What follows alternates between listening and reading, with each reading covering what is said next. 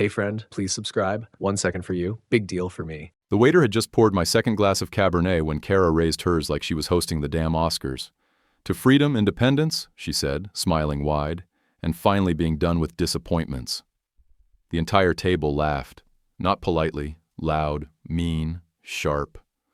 My smile froze. I looked around. We were sitting dead center at Chicago Cut Steakhouse, packed for a Saturday night. Every face at our table, her family, their smirking friends, was already watching me like they'd rehearsed it. Then Kara handed me a small box, wrapped in silver foil. Real dramatic. I opened it. Inside was a black baseball cap, clean and crisp, with bold white stitching across the front. 10 years of mediocrity. The laughter hit even harder the second time. Her dad, Victor Webster, leaned back in his chair with a smug little grin, like he'd just closed $1 million deal. "That's a limited edition, Rick," he said. "Custom made." Kara's mom, Elaine, was dabbing at her eyes from laughing. He really didn't see it coming. I didn't say a word. Couldn't. My ears were ringing. I looked at Kara, my wife of 10 years, and she just grinned and sipped her wine. Before we go further, tell me in the comments, where are you watching from right now? Now, back to the real part. My name's Rick Donovan. I'm 39. I work in middle management at a logistics company out of Naperville. Been in Chicago my whole life. Married Kara right out of college. And for the last decade, I've tried like hell to be the husband her fancy family never thought I deserved to be. And this wasn't a prank. This was a hit job. I stared down at the hat in my hands, still not fully processing. All around me, crystal glasses clinked, servers moved past, and dozens of strangers witnessed what had just happened. Public humiliation, dressed up as a dinner celebration. Kara leaned in close, brushing my shoulder with hers. "Come on, Rick," she said, voice syrupy sweet. "It's just a joke. Don't be so sensitive." Her words didn't land right. Not after 18 months of cold shoulders, quiet dinners, and fake smiles. Victor raised his glass again. "To being free, single, and searching," he said. Another round of laughter. My hands gripped the edge of the table. My stomach twisted hard. This wasn't just her being cruel. This was coordinated, planned. I wasn't a guest at my anniversary dinner. I was the main event, the joke, the punchline, and they'd all shown up to laugh. The waiter returned to clear plates. I stood up without a word, hat still in hand, and walked straight past him. I didn't look back. I walked out of that steakhouse holding the hat like it was a dead animal. The cold night air didn't help. I couldn't breathe right. My chest felt like it was trying to collapse in on itself. I got in my car, shut the door, and just sat there, engine off, head against the steering wheel. I must have looked insane to the valet. But the part that killed me wasn't the hat or the laughter. It was that I wasn't even surprised. Kara had been slipping away for over a year, and I'd been too damn loyal, or too damn blind, to admit it. It started small. 18 months back, maybe more. She stopped kissing me goodbye in the mornings. Stopped reaching for my hand in the car. The little stuff. One week she was all about planning a beach trip for our anniversary. The next she was too busy with quarterlies. "Before we start, how's your day going and where are you joining from?" I remember asking her once, straight up, what was going on. She said, "Nothing, Rick. I'm just tired. Work's been brutal." And I believed her. That was the sick part. I believed everything. She started getting packages from luxury brands I'd never even heard of. A bag that cost more than our mortgage. Jewelry with no tags. "Bonuses," she said. "A thank you from clients." When I pushed, she'd roll her eyes and walk away like I was boring her. We used to have a thing every Sunday morning. I'd make pancakes. She'd put on that dumb, fuzzy robe with coffee stains down the front. We'd sit on the porch and just talk. Gone. Replaced with yoga retreats, wellness weekends, and spiritual resets. Sometimes it was her sister. Other times, the girls. I stopped keeping track after the 5th time she left without saying goodbye. I told myself she needed space. Everyone needs a break, right? One time, I found a receipt from a spa up in Lake Geneva. Swedish massage, facial, the works. That same weekend, she swore she was at some women's leadership conference in Milwaukee. I held it in my hand for a full minute, turning it over like it had answers. Then I tossed it in the trash. Told myself she deserved a little self-care. Now I know better. That wasn't stress relief. That was cover. 6 weeks before the steakhouse ambush, I tried to fix things. I told her we needed a weekend together. Just us. No friends, no phones, no excuses. No. She looked up from her laptop and gave me a smile I hadn't seen in months. "Don't worry," she said. "I'll plan something unforgettable." And I believed her. Like an idiot. I can still picture her standing there in our kitchen, that snake of a smile curling up her cheek. I thought it was hope. Connection. But now I see it clear. It wasn't warmth. It was anticipation. I got home that night, tossed the hat on the counter, and opened a beer with shaking hands. Sat in the dark, staring at nothing, while that one word kept looping in my head. Unforgettable. Yeah. She kept that promise. I didn't sleep. I just sat there all night, in the dead quiet of that house, replaying every lie I'd ignored. And for the first time in our 10 years together, I didn't feel confused or heartbroken. I felt like a fool. The next morning, I did laundry. Yeah, laundry. After everything, it felt stupid to do something normal, but I needed the noise. The buzz of the dryer, the click of the door, something to fill the silence that had been sitting on my chest all night like a damn cinder block. I grabbed a handful of Kara's leggings and hoodies from the dryer, and something crinkled. At first I thought it was trash. I almost tossed it straight into the bin, but habit kicked in. I unfolded it. A receipt, crumpled, damp at the edges, but still readable. Custom embroidery, black ball cap, white text, 10 years of mediocrity. Date, 3 weeks ago. Time, 4:42 p.m. Shop, Windy Stitch Company, downtown Chicago. My hands started shaking. 3 weeks ago. That was the day she said she had back-to-back client meetings. She left in a fitted pantsuit and heels, kissed me on the cheek like she was doing me a favor, and said, "Don't wait up." I didn't. Now I wished I had. The floor dropped out from under me. My knees actually gave a little, like I'd been punched. I leaned on the dryer just to stay upright. That dinner wasn't spontaneous. That toast, that hat, she planned it, designed it, paid for it. I wasn't just humiliated. I was targeted. That night, Kara came home late. Again, said she was exhausted. Again, took a shower without making eye contact. Again. But this time, I didn't just sit on the couch. I waited until I heard the water running.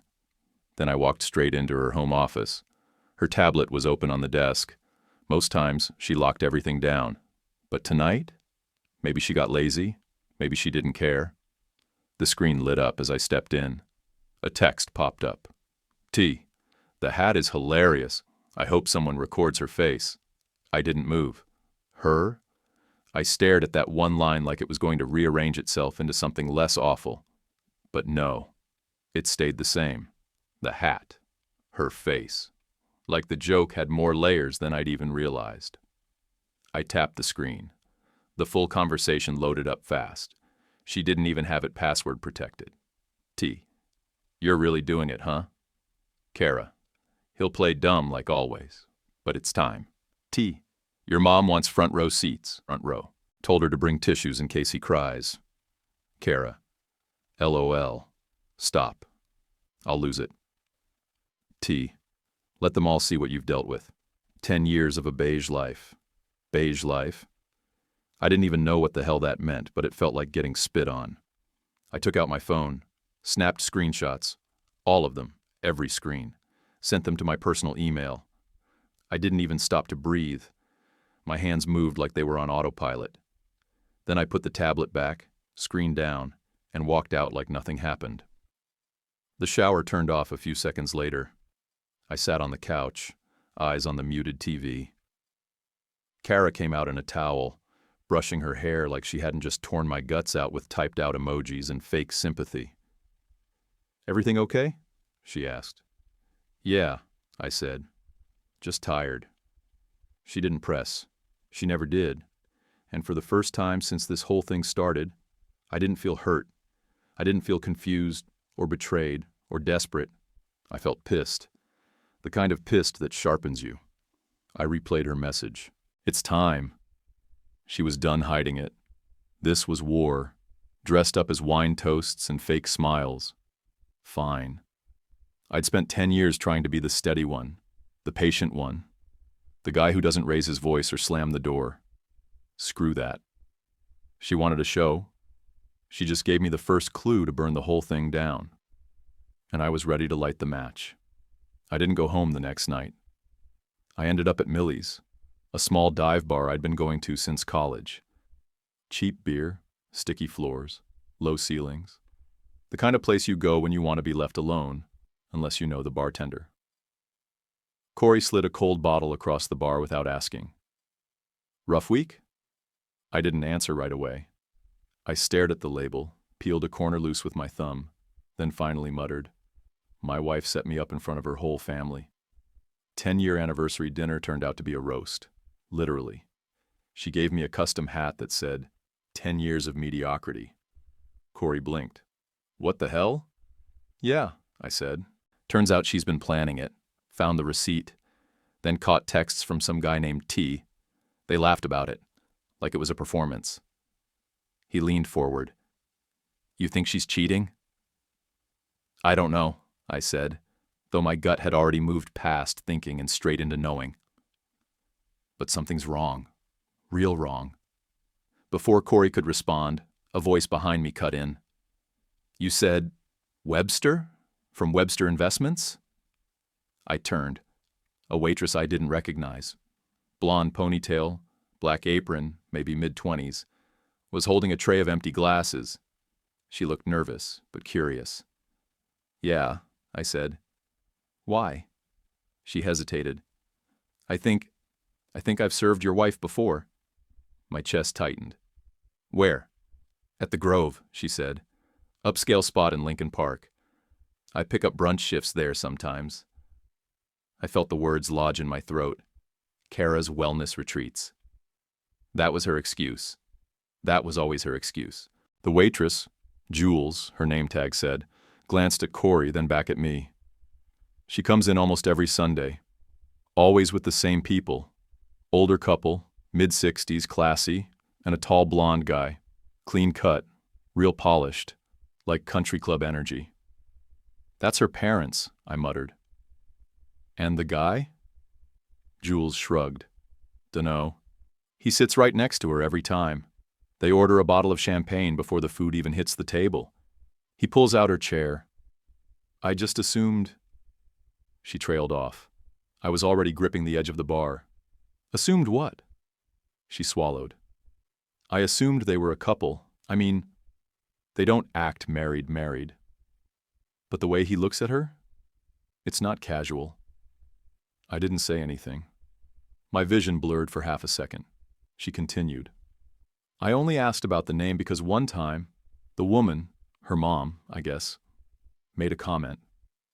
"What kind of comment?" Jules glanced around the bar, then leaned in closer. She said, "Just wait till Rick sees the hat. I'll bet he cries." Then they all laughed. I stared at her, jaw locked so tight I thought my molars might crack. "You're sure she said my name?" She nodded. Clear as day. It stuck with me because I thought it was weird. Like, mean weird. Corey broke the silence. "You okay, man?" I took a long breath. "Do you remember anything else? About the guy?" Jules leaned against the bar. "He's maybe early 40s, tall, expensive taste, always in sport jackets and designer shoes. He tips like he wants to be seen tipping, you know? Same guy every time?" "Every damn Sunday. I thought they were married until the older woman called her my daughter. I thought, Weird family brunch. But now, I don't know, man. Feels dirty. Dirty didn't begin to cover it. This wasn't just Kara sneaking around. She wasn't hiding him. She was flaunting him.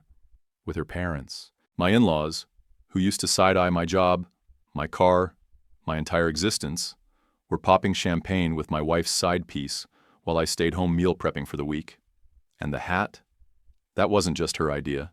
Her whole damn family was in on it. Thanks, I said to Jules. My voice came out like gravel. Really? She looked like she wanted to say more, but I stood up before she could. I tossed a 20 on the bar and nodded at Corey. I need to clear my head. You need to burn something down, he said. He wasn't wrong. I walked out into the thick Chicago air, heart thumping like it was trying to escape my chest. My hands were shaking again, but not from fear. It was rage. Pure, focused rage. She wasn't hiding the affair. She was celebrating it, and the whole damn family had front row seats. The second I got home from Millie's, I pulled up our bank accounts. Kara had never been secretive about the finances, at least not until last year. That's when she insisted we bring in a real advisor, someone with experience managing wealth. I thought it was overkill for two people with regular incomes and no kids, but I caved. Now I knew why. The main checking account looked normal. Grocery store runs, gas, her hair appointments that always somehow totaled more than my monthly gym membership. But when I clicked into our joint investment portfolio, that's when it jumped. Transfers. Not small ones. 14,000 here. 21,000 there. The amounts varied, but every single one was labeled. Transfer to brokerage. AX8. Total over 18 months. $112,480. Gone. I didn't recognize the brokerage name. It wasn't the firm we used. It wasn't even in the list of verified accounts linked to ours. That's when the pit hit my stomach again. Sharp, heavy, and growing fast. I scrolled back through our emails until I found the contact for the financial advisor, Brad Keswick. Sleek guy. Custom suits, hair that didn't move. I called. He answered on the third ring. Brad Keswick. Hey Brad, it's Rick Donovan. Quick question for you. Just trying to wrap my head around some transfers. Sure, Rick. What's up? I kept my tone casual, like I was a clueless husband reviewing year-end stuff. There's a string of transactions from our joint account, transfers to something called AX8 brokerage. Any idea what that's tied to? He hesitated, then cleared his throat. Oh yeah, that's Kara's secondary investment account. She asked me to help her consolidate some assets into a separate portfolio for personal ventures. Personal ventures? Yeah. She mentioned a few business ideas, long-term planning. You know? I nodded slowly even though he couldn't see me. Right, yeah, makes sense. Is there a problem? Nope, I lied. Just curious. Appreciate it. We hung up. I stared at my laptop like it might melt. She didn't just humiliate me. She was bleeding us dry behind my back, bit by bit. All for personal ventures. I opened a spreadsheet and started logging everything. Every transfer, every date, every label. My hands were moving faster than my brain could keep up. I didn't sleep again that night. First thing the next morning, I called a lawyer. Naomi Harris came recommended by one of the only co-workers I trusted. Her office was in a quiet strip of downtown Naperville, tucked between a yoga studio and a dental office. She shook my hand firm. Didn't waste time. I read your intake, she said. Let me guess. Your wife's setting the stage to walk out, and you're supposed to be left confused and broke. I blinked. Yeah. She's already consulted someone. Probably more than once. The asset shifting, the emotional distance, the public embarrassment. That's classic prep work for a clean exit. I slid over the spreadsheet. This is what I found so far. Naomi scanned it, nodding. She's smart. Not sloppy, but not subtle either. She wanted you to notice, just not fast enough to stop her. I felt heat rise in my neck. She's moved over $100,000. Naomi raised an eyebrow. And that's what you've caught. Who knows what's under her name alone? You've got to move before she does. How? You open a separate account. Now you move 50% of everything still in the joint accounts. Legally, you're entitled. Secure it. Then you start gathering your valuables, personal files, whatever matters to you. Quietly. Do not tell her. Do not hint. I nodded. Storage unit? Smart. Cheap, nearby. In your name only. Keep receipts. Got it. She leaned back. Rick, she wants you stunned and stumbling. I want you prepared. She's already playing chess. You've been playing checkers. I left her office and went straight to the bank. Opened a new personal account and transferred my half. Clean, traceable, legal. Then I hit up a U-Haul center 2 towns over and rented a 5x10 storage unit under my name. That afternoon, while Kara was still at work, I started packing. My old photo albums. The wristwatch my dad gave me when I graduated. Spare keys, tax returns. The little stuff she'd never notice missing. I didn't take everything. Not yet. But I was done being the guy caught flat-footed. The game had started. She just didn't know I was on the board now. I was boxing up a stack of old tax records in the attic when I found the bin marked Webster Family Misc. It wasn't mine, but after 3 nights of digging through our house and separating what was hers from what was mine, I opened it anyway. I had no plan. I just needed noise in my head that wasn't her voice. Inside were dusty photo albums, some half-done scrapbooks, and a stack of loose Polaroids, all of them smiling. Matching sweaters, tacky vacations, posed holiday shots from the 90s and early 2000s. Victor and Elaine front and center in every one, arms locked tight around Kara like she was the golden ticket. But that's not what caught my eye. It was the guy standing next to her in every single photo.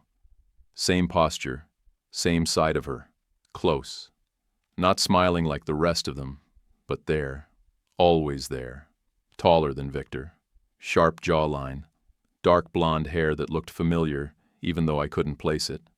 The last photo was a 4th of July cookout, Kara in a blue sundress. That guy flipping burgers in the background while Elaine scowled at the grill smoke. I flipped it over. Written in faded blue pen on the back. Kara plus Tyson-Lakehouse-2009. Tyson? That name had never once come up. Ever. Not at Christmas. Not during weddings, funerals, arguments. Nothing. And the last photo with him was at least 15 years old. I stuffed a few of the pictures into a manila folder and brought them downstairs. Then I did what I swore I wouldn't do again. I showed up to one of the Webster's charity events. It was at some art gallery in River North.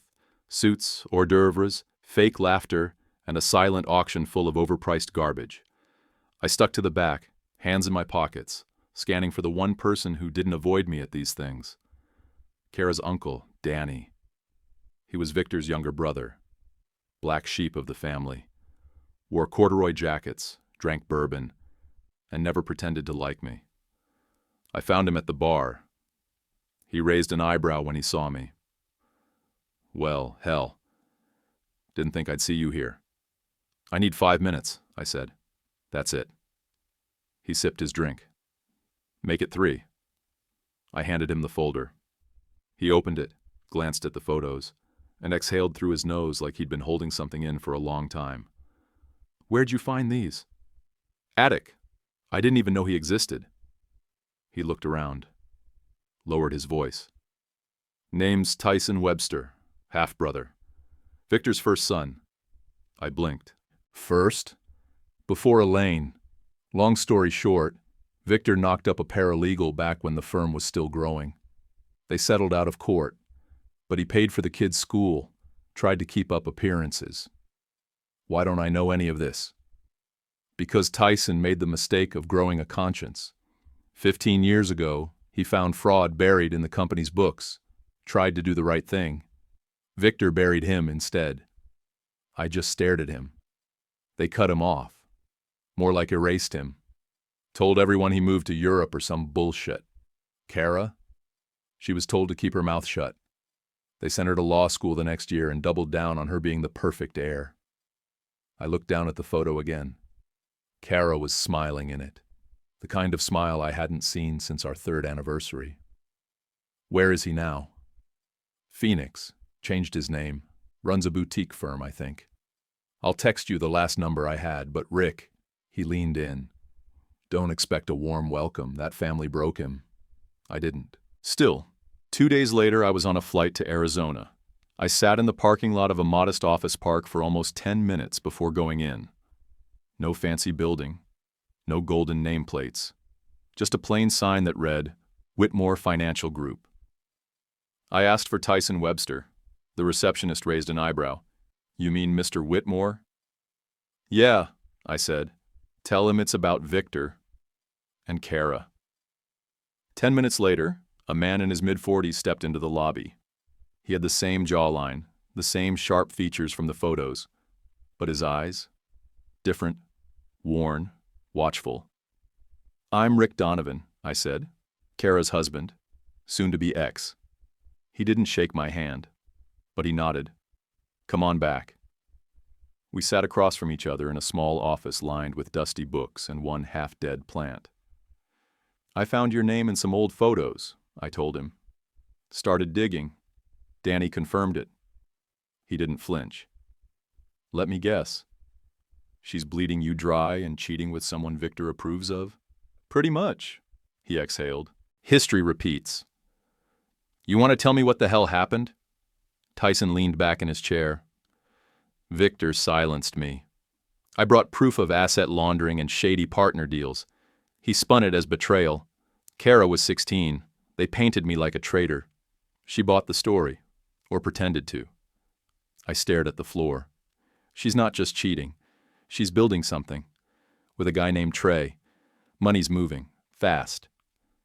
Tyson looked at me differently after that. Not pitying, calculating. You're not just dealing with a cheating wife, he said. You're up against a family built on control. They've done this before. They'll do it again. He paused.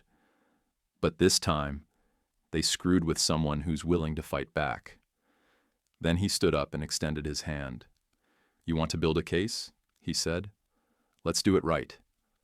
I shook his hand, hard. The war was on. We didn't waste time. Tyson and I sat down that same afternoon and started putting everything on the table. Photos, emails, financial transfers, texts, receipts, the spreadsheet Naomi helped me build. He skimmed it like a surgeon reading x-rays. She's sloppy, he muttered. For someone raised by Victor, I expected more discipline. Guess she got cocky, I said. She never thought I'd look twice. Tyson smirked. Good. Let's use that. Over the next few weeks, I flew out to Phoenix 3 more times. Each time we worked from his guest house, tiny space out back, but quiet and clean, with just enough room for me and a laptop. That's where I slept the 3rd trip out. I didn't go home, not even to pretend. Something had flipped in me.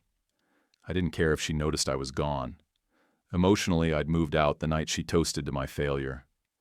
That Monday, Tyson introduced me to one of his old law school friends, a forensic accountant who worked fast and owed him favors. By Wednesday, we had official documentation of Kara's AX8 transfers. Turns out, the brokerage account was linked to a private shell company out of Delaware. Guess who filed the LLC paperwork? Trey Morgan.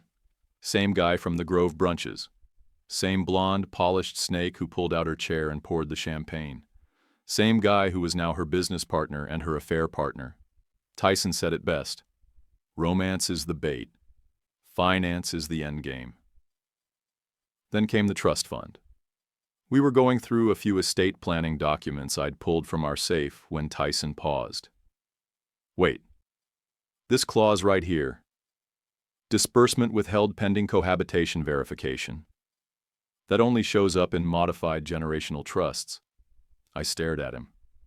In English? She's got a trust, he said. You're not listed anywhere, but someone didn't want her shacking up with someone like you unless she played by the family's rules.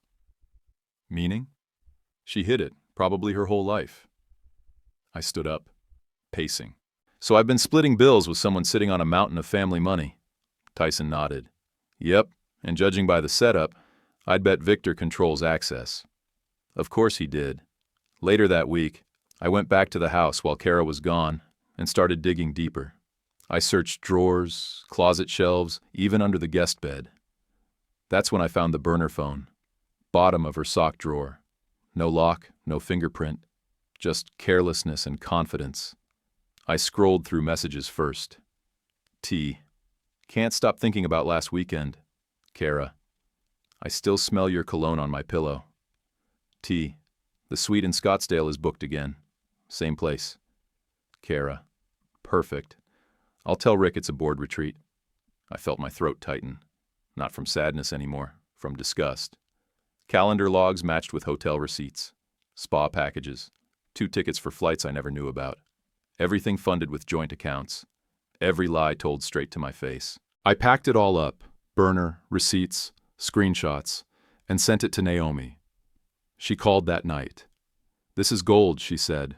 We can prove misuse of marital funds. Travel, lodging, everything tied to someone she's romantically involved with. Is that enough to build leverage? Oh, we're beyond leverage. We're building a damn cannon. Naomi started prepping a full financial disclosure and the surprise divorce filing. Tyson helped her tighten the strategy. He knew exactly how Victor's lawyers would think. Every night, we'd sit on the patio behind his guest house with folders spread across the table, laptops open, legal pads covered in ink. At first, it was all business. Then it shifted. One night, after 3 hours of document review, Tyson leaned back and said, "You know what I underestimated about you?" I looked up. "What?" "You didn't fold. Most guys would have. But you're still standing. Barely. Still counts." We didn't talk feelings. We didn't need to. But I could tell he saw something in me.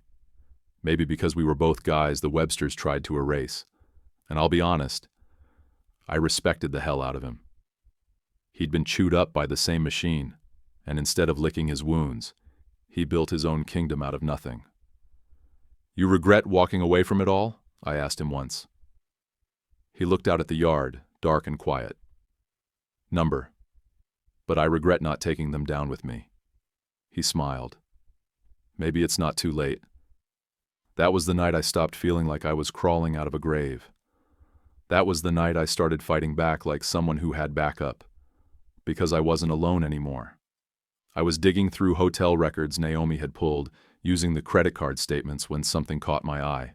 The name Trey Morgan popped up, not as a guest Kara visited, but as the one who booked the rooms. 3 different cities, same pattern: Phoenix, Scottsdale, Miami. 2-night stays, suites, room service. Always booked in Trey's name, charged to an alternate card, one that never showed up on our joint account, but one booking did. The Miami trip from 6 months ago? It had Kara's frequent flyer number on the airline reservation. That was the weekend she told me she was in Denver at a legal tech summit.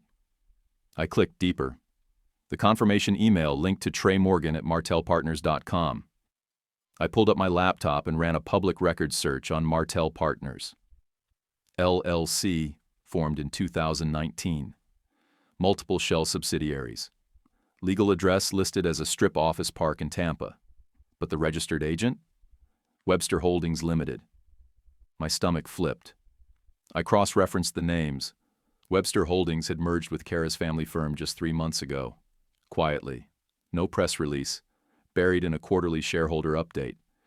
They were laundering the relationship through business ties. The affair wasn't just emotional. It was a goddamn merger. I didn't even realize I'd said that out loud until Tyson looked up from the stack of files. "What did you just say?" I turned the laptop toward him. "Trey Morgan. He's not just screwing my wife. He's tied to Victor's firm. And now Kara's working under the same umbrella." He scanned the documents, jaw clenched. "You know who Trey is, right? Besides a snake." Tyson tapped the screen. "Trey Morgan used to be Victor's golden boy. Protégé. Fast-tracked him at the firm back in 2010.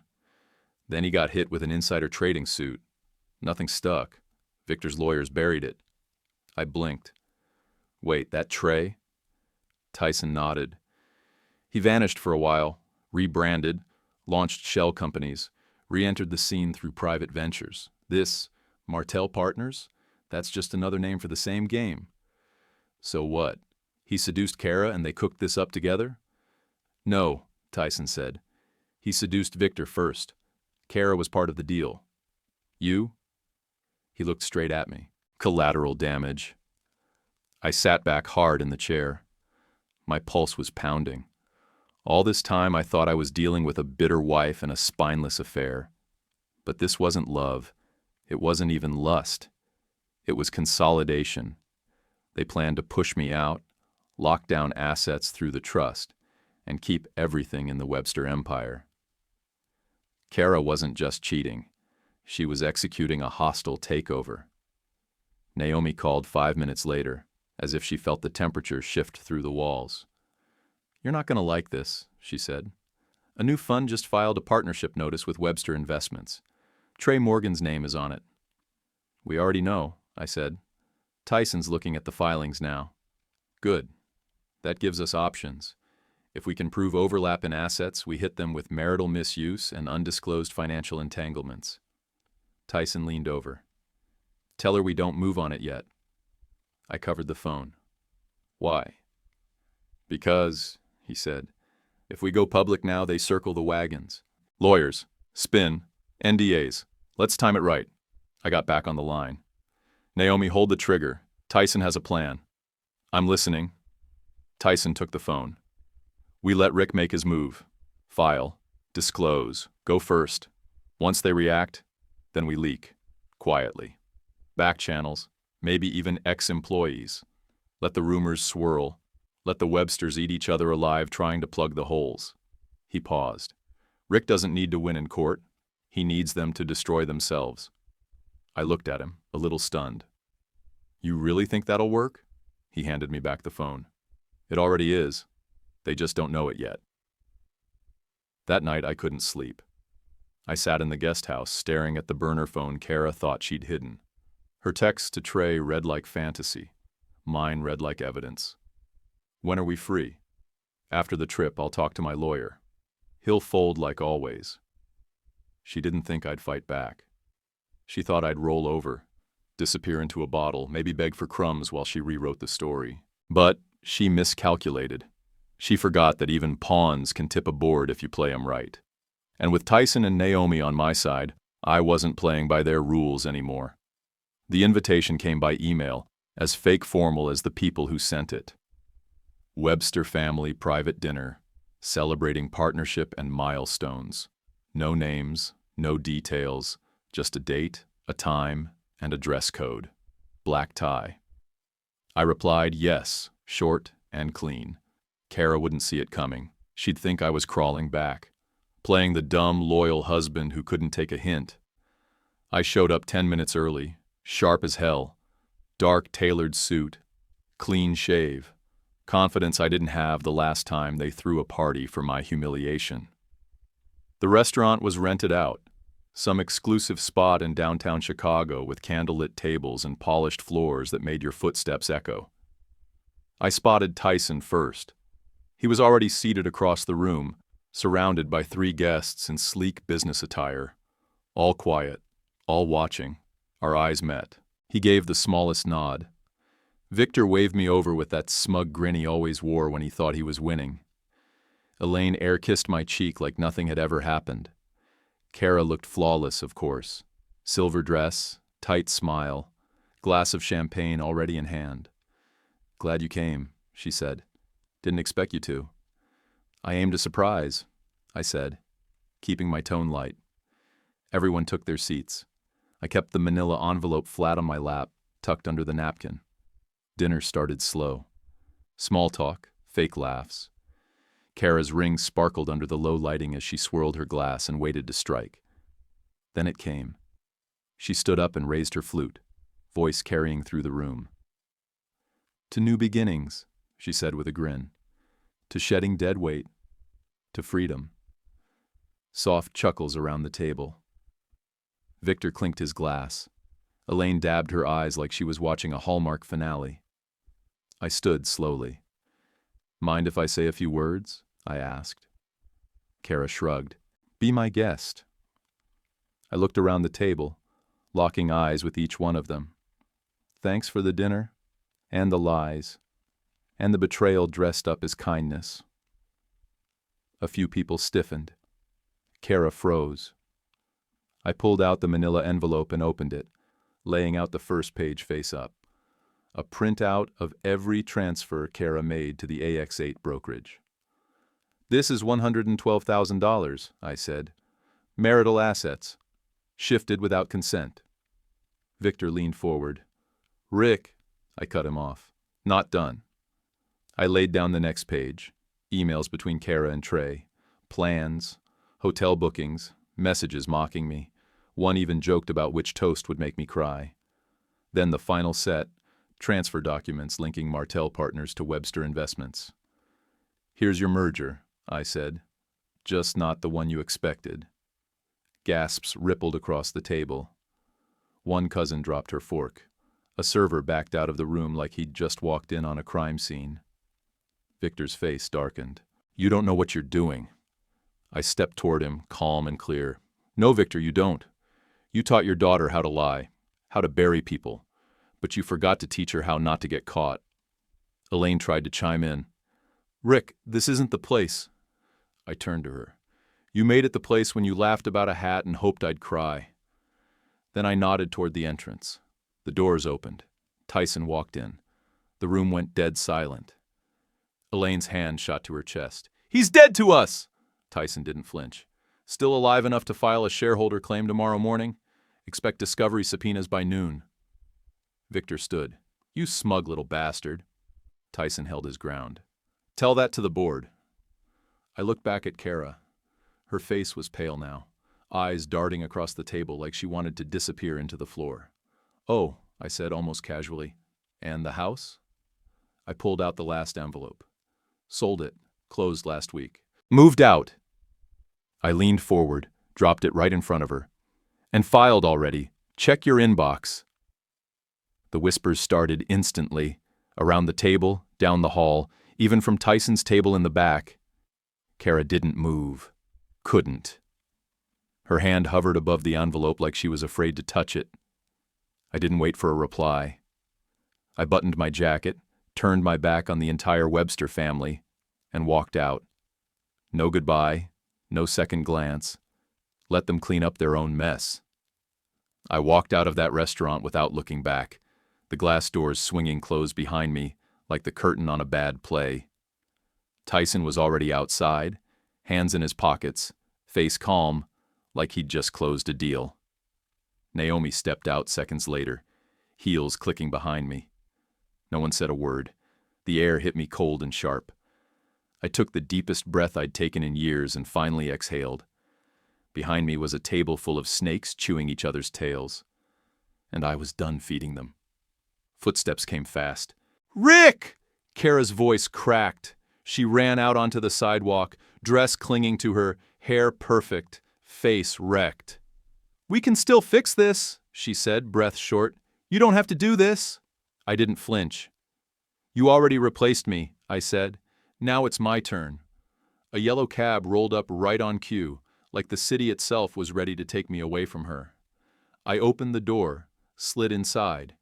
Kara didn't move, just stood there, hands shaking, eyes wide, like it was my betrayal that broke something. I shut the door. Naomi tapped the roof. Tyson gave me a nod. The car pulled off. I didn't look back. The next few months moved fast. Tyson filed his shareholder claim, just like he said. Discovery hit hard. Board members got nervous. Investors pulled out. Clients jumped ship. The Websters scrambled. Publicly, they blamed each other. Quietly, they begged for NDAs and hush settlements. I didn't take a dime I wasn't owed. Didn't give a quote to a single reporter. I didn't need to. My silence was the headline. The house sold clean. My accounts were secure. And for the first time since college, I didn't owe anybody an explanation. Freedom didn't feel loud. It felt like peace. 1 year later, I signed a lease on a small office above a hardware store in Aurora. Cheap rent, no receptionist. Just me, a laptop, and a folder marked Start Here. Donovan Financial Coaching. Specializing in divorce recovery, asset protection, comebacks. I didn't advertise much. Just word of mouth. Quiet referrals from guys going through the same crap I did. One client walked in, rough around the edges, wedding ring still on, eyes hollow. He looked at me, sat down, and said, "You look like a man who's seen some shit." I smiled. "Yeah," I said, "but I walked out clean. Would you have walked out like Rick, or exposed them even harder?" Drop your answer in the comments. And don't forget to like and follow for more. YouTube picked this for you. Tap it. Let's see if they guessed right.